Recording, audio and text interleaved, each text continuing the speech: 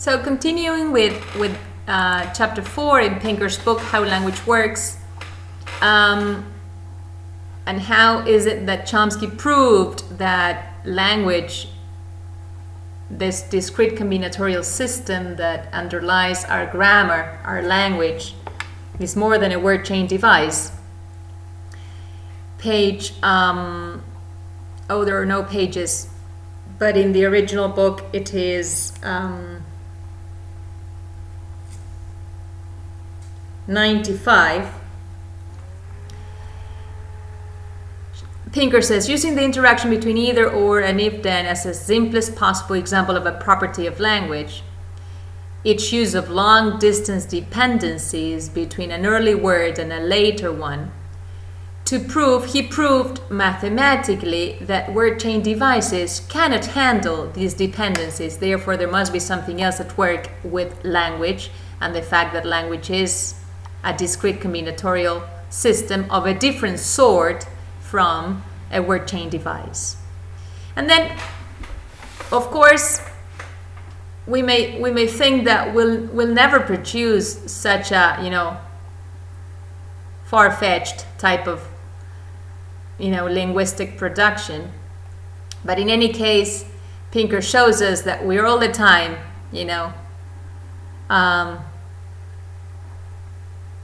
employing these dependencies in our day-to-day linguistic behavior.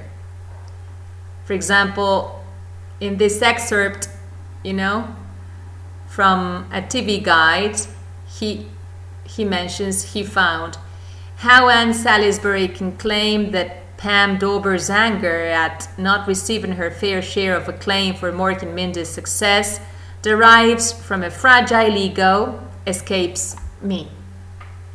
So at the point just up the word not, here not, the letter writer had to keep 4 grammatical commitments in mind. That not requires an ing, her anger at not receiving acclaim. That at requires some kind of noun or gerund, her anger at not receiving acclaim. That the singular subject Pam Dober's anger requires the verb 14 words downstream to agree with it in number, so the anger derives from. And then the singular subject beginning with how requires the verb 27 words downstream to agree with it in numbers. So all of this escapes me. Therefore, this is pretty much present in day-to-day English. And so this point, although, appearing to be rather, far-fetched and improbable in our use of English, is then proven to exist frequently in this language. So a reader also must keep all these dependencies in mind while interpreting the sentence in question.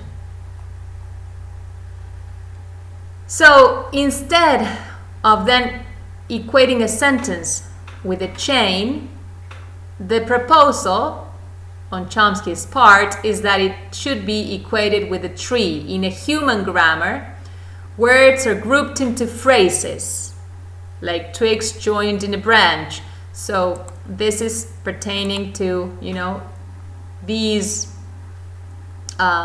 rules that we tackled before, and in particular the rule of hierarchy, right? That sentences are made up of, elements that form a hierarchy, and for them to do so, there must be elements, constituents that are more important players, right? In this, structuring of ours, and that what they demand, what they stipulate, what they are, ought to be abided by in order for the sentence to be a sentence in the given language. So, in English, a noun phrase, NP, is composed of a noun, sometimes preceded by an article or determinator. We call it determiner. right? Not determinator, but rather our jargon, our meta language is of a sort that dictates we use determiner instead, and any number of adjectives. But it'll be the type of noun working as the head in this noun phrase that will specify the type of determiner it can be used with, and also the type of modifier it can be used with. And then he spells out what this, rule defining what a noun phrase in English is like is. So NP, then the arrow means consists of, then parentheses pointing to this being optional, and then an asterisk pointing to the possibility for this type of element appearing in,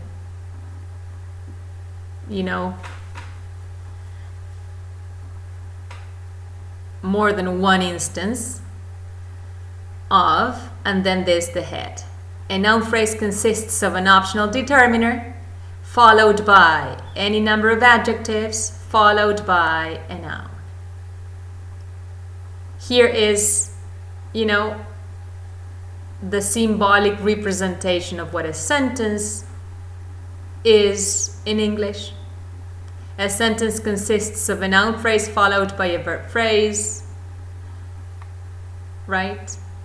And then what a verb phrase is. So we've got like these underlying rules, and then the ability to know what type of entries from the lexicon, from our mental dictionary, can occupy each of these lots.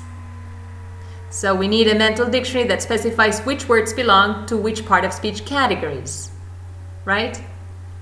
Which belong to this category N, which to this one V, which to this one A, which to this one det. Here is a moment for us to make a connection with material, with a page or a couple of pages for that matter, that we have in our virtual classroom, which is our own handbook. And the section that we use to tackle parts of speech. We have presented you with summaries from different sources. This is the very source that I was consulting a few minutes ago, the grammar book.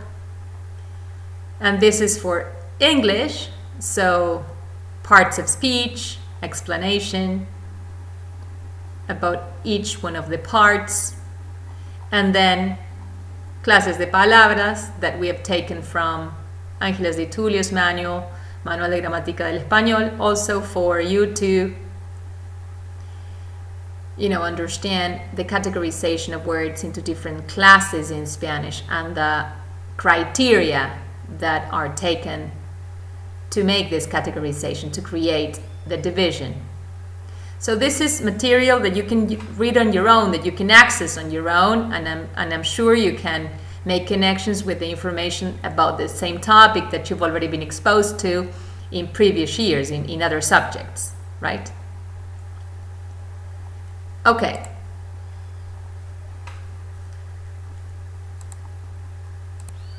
So this invisible superstructure holding the words in place is a powerful invention that eliminates the problems of word chain devices.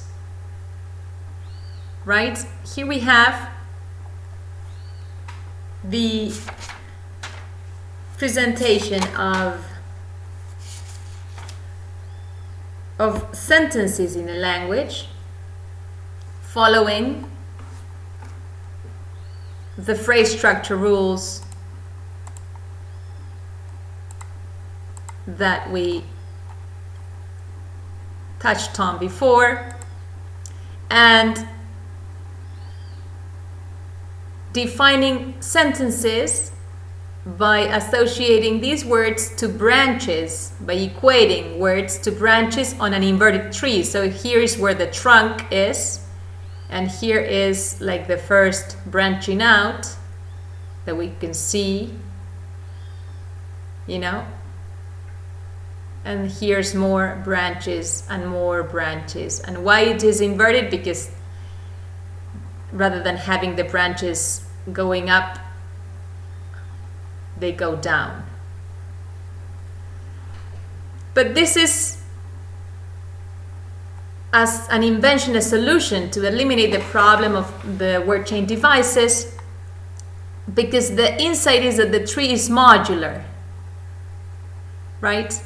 A symbol like NP, noun phrase, VP, verb phrase, is like a connector or a fitting of a certain shape. It allows a component to snap into any of several positions inside other components or larger phrases, because we know that a noun phrase is not necessarily, you know, associated with one function, subject, but we also know that there are noun phrases that appear here, like in this sentence, I like the happy, happy boy, performing the role of direct object. Or instead, with the verb give, the happy, happy boy is performing the role of indirect object. So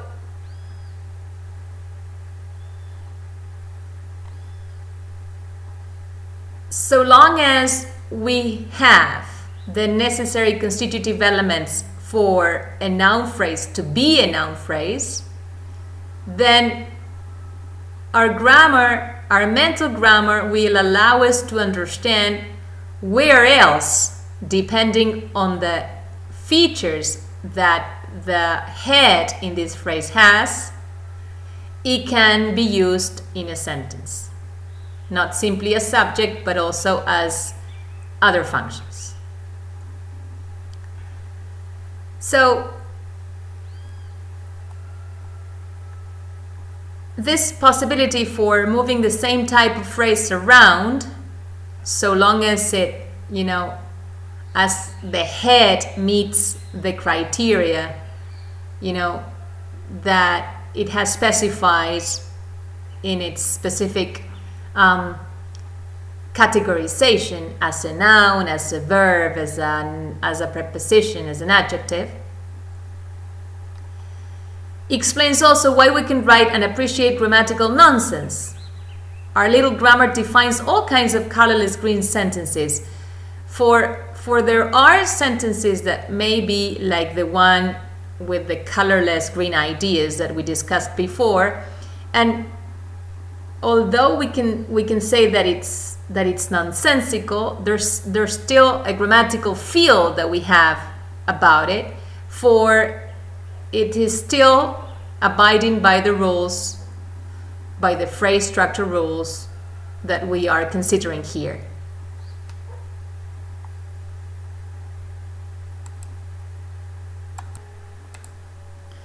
Then Pinker says that there's another reason to believe that a sentence is held together by a mental tree.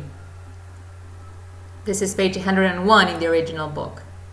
So far I've been talking about stringing words into a grammatical order, ignoring what they mean, but grouping words into phrases is also necessary to connect grammatical sentences with their proper meanings, chunks of mentalese. Mentalese is a technical term, the hypothetical language of thought or representation of concepts and propositions in the brain, right? So it's this language of thought, of our concepts, that is hypothesized to exist in our brain, as separate from the grammar, you know, for the language we speak.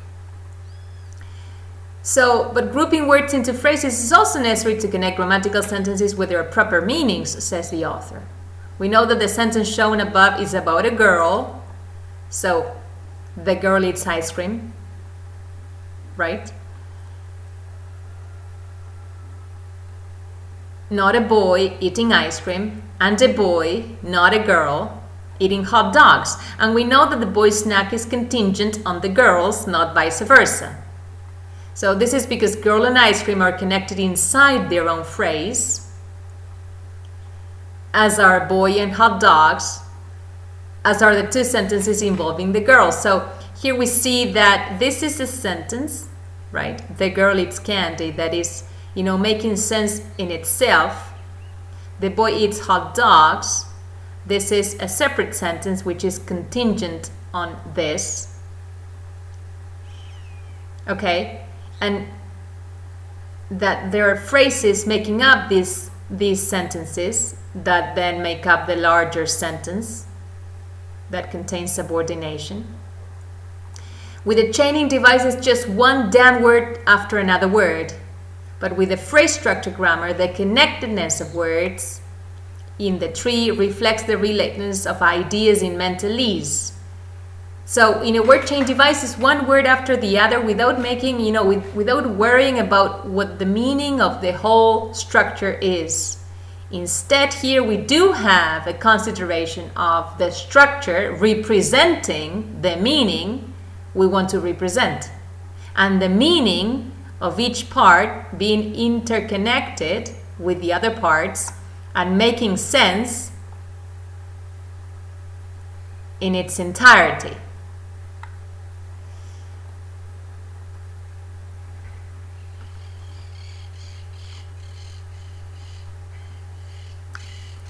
And then he makes room to differentiating language and thought, right? This modular conceptualization of language, that language is separate from other cognitive abilities such as categorization that I talked about before, and here is a similar idea put forth.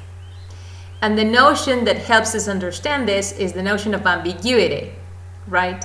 For we can have a sentence like this one, child's stool is great for using garden, where the single word stool has two meanings corresponding to two entries in the mental dictionary. Therefore, the same arrangement of words, the same sentence, can have two different meanings. Therefore, there are two sides to the analysis of this sentence. One is the syntactic side that allows it to be grammatical, and then the other one is the semantic, the one connecting the sentence to mentalese. And it seems that the fact that stool can have two different meanings allows the whole arrangement to have two different meanings. So the two meanings in each sentence come from different ways in which the words can be joined up in a tree.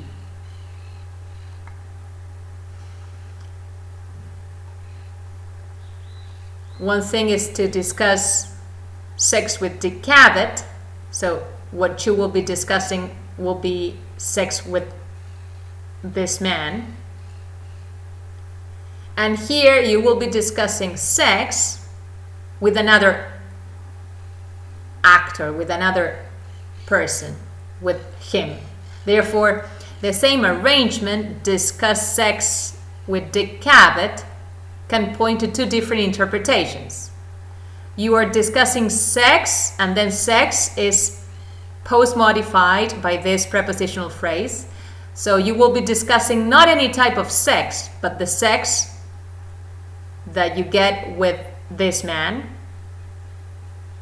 And you may be discussing this with somebody else, not with Dick Cavett himself, but with your mom, with your dad, with your friends. And here, what you will be discussing will only be sex, and you will be doing so in the company of Dick Cavett. So, the different arrangements in the tree point to the different interpretations that the same sequence of words can give way to.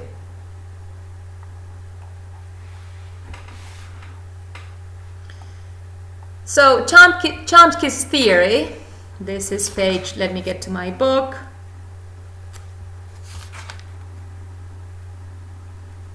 This is page 104. Is a set of discoveries about the design of language that can be appreciated intuitively if one first understands the problems to which the theory provides solutions. In fact, grasping grammatical theory provides an intellectual pleasure that is rare in the social sciences. The insights behind, next page now, universal grammar are much more interesting, not only because they are more general and elegant, but because they are about living minds rather than dead tongues. So because we are dealing with material that concerns living minds, our own minds, he starts, making room for the detailing of parts of speech that all languages are said to contain.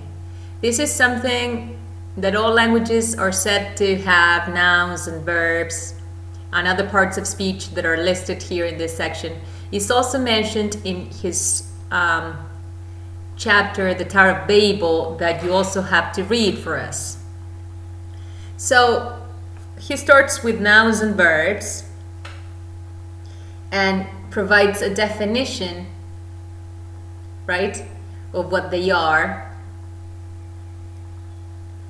There are nouns with all kinds of meanings, he says,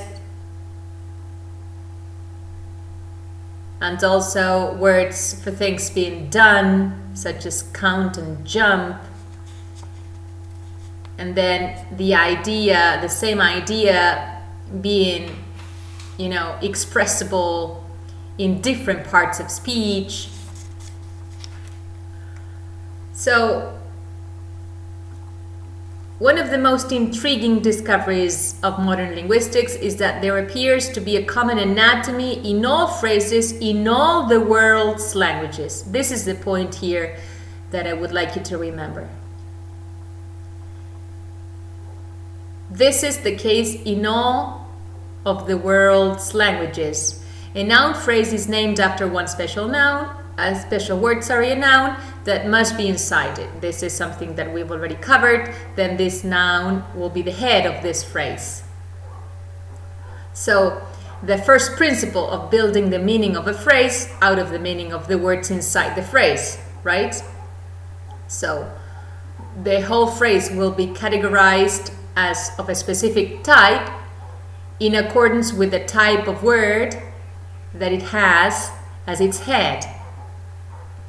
And then the second principle that allows phrases to refer not just to single things or actions in the world, but to set players that interact with each other in a particular way, each with a specific role. And this is the moment in which the notion of argument comes to the fore. Argument, not to do with bickering, but a term used in logic, he explains, and mathematics for a participant in a relationship. So the head, for example, of the phrase governor of California is governor, but is of a specific type that it indicates then the obligatoriness of this constitutive element in the form of a prepositional phrase. So this is the head, and this is a role player that is, determined by the semantics of this head.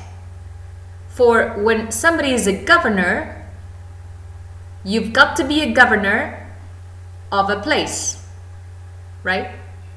So then this specification, the specification of the semantics that is conveyed through the prepositional phrase, is then required for by the semantics of the word governor, that is the head of this noun phrase.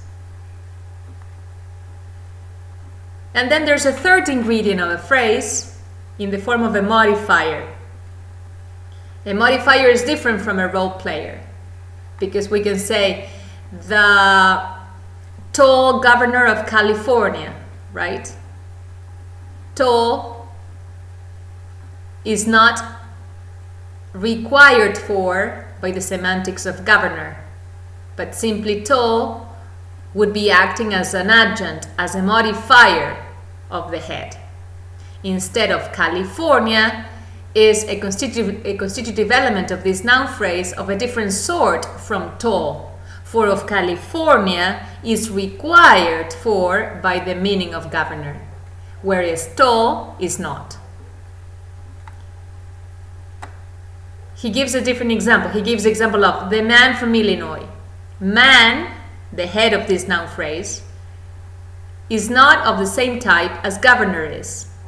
For if you are a governor, to be a governor, says Pinker, you've got to be a governor of something, of a place, in this case. Instead, man doesn't have any specification as to any role player, right? So, man is a type of word different from governor in that it does not specify any role player as a basic constitutive element of its meaning. We can say definitely the man from California, but from California or from Illinois in this case is just a bit of information that we add on to help identify which man we're talking about. We, as members of a linguistic community that are trying to get information across and interact with others so that we, get to be understood and we can communicate with the other members of our linguistic community that we are interacting with. Now, governor, in the mental dictionary entry that we have of governor, we have the specification that it requires, in its very basic meaning, the outlining of this section, of the what somebody is a governor, different from the notion of man.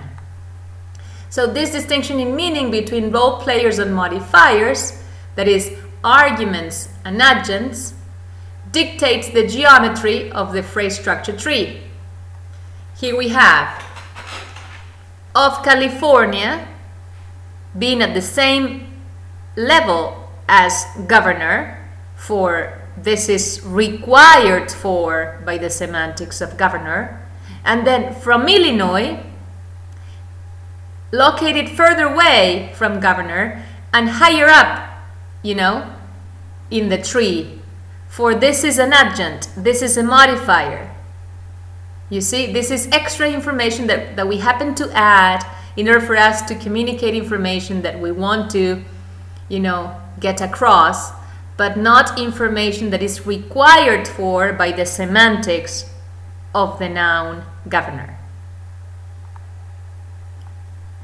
So, a differentiation then that we've got to remember between role players, that is to say arguments, and modifiers or adjuncts.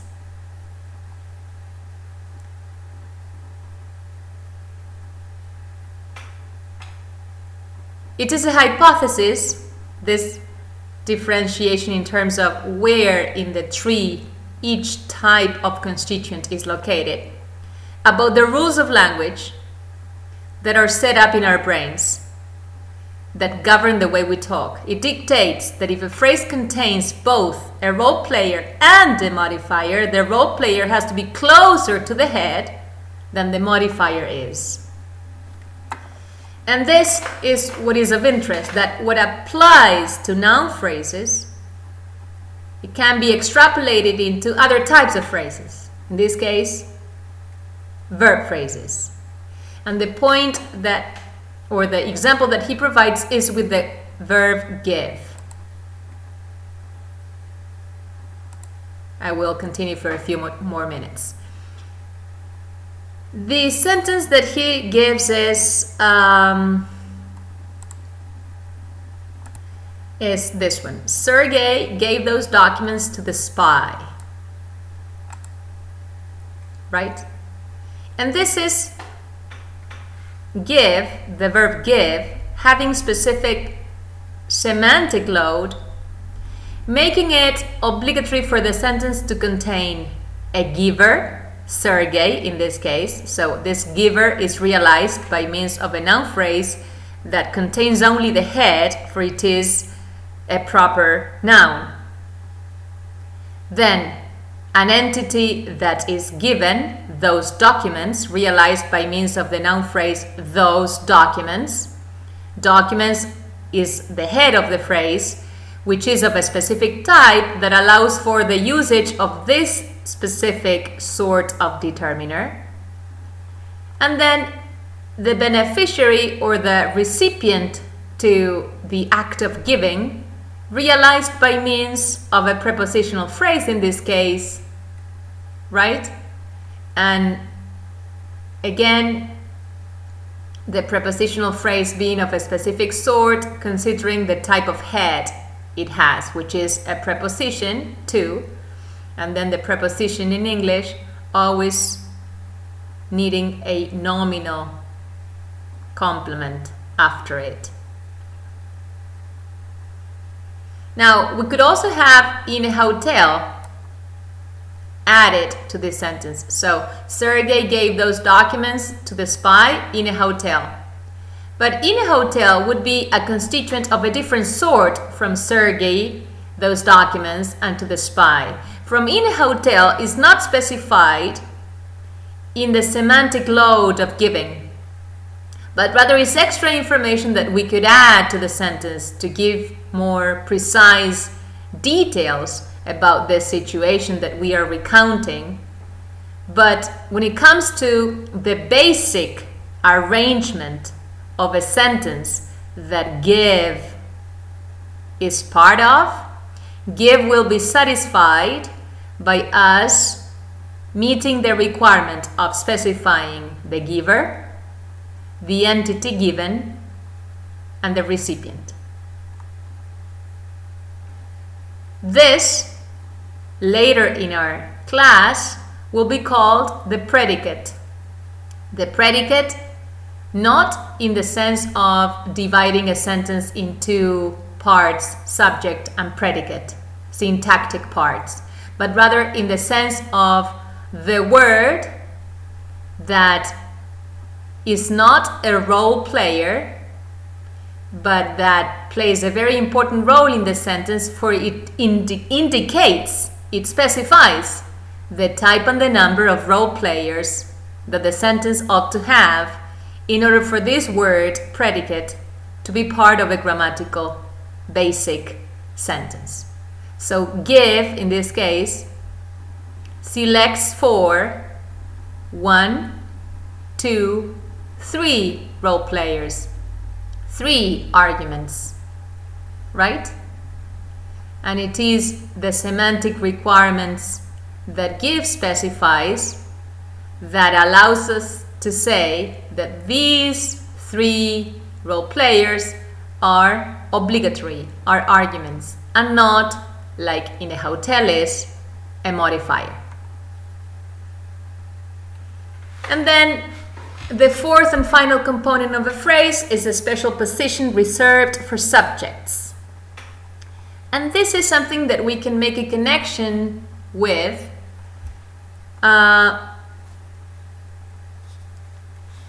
material that is part of the chapter called La estructura de la oración simple in Di Tullio's manual.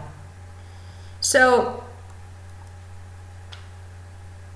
remember this, remember this section here, and note down when watching this video that this is connected to what you find in La estructura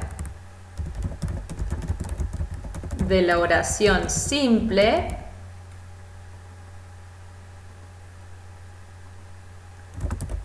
page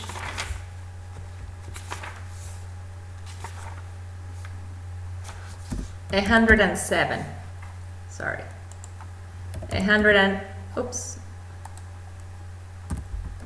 107, which is subsection called El sujeto, definición semántica. We will get back to this idea of the subject of a sentence to take up a special position in a sentence, to be a special role player in a sentence. And we'll get back to it when we cover this, la estructura de la oración simple, anenet, el sujeto, definición semántica, right? But have this in mind, so when you are reading this chapter by Di Tullio and rereading this chapter by Pinker, you can have the two sources in mind when trying to understand the same concept, the same notions that they are, making reference to.